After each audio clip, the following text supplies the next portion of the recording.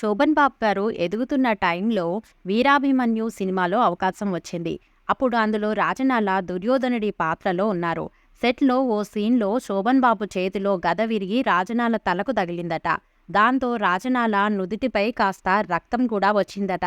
దాంతో ఆవేశంతో ఊగిపోయిన రాజనాల శోభన్ బాబుపై ఫైర్ అయ్యారు.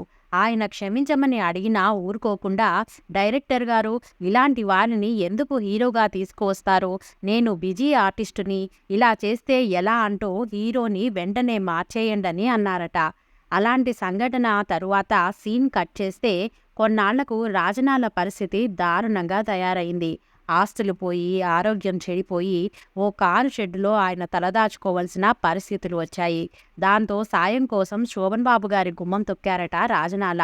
అప్పుడు జరిగినది గుర్తుపెట్టుకుని శోభన్ బాబు ఏమంటారా అని ఆలోచిస్తూనే వెళ్లారట.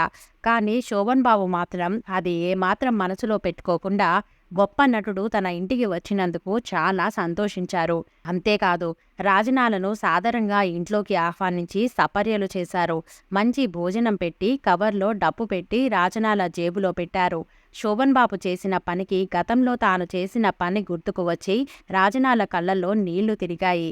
ఇక ఇంటికి వెళ్ళి ఆ కవర్లో చూసుకుంటే 20,000 రూపాయలు అందులో ఉన్నాయట.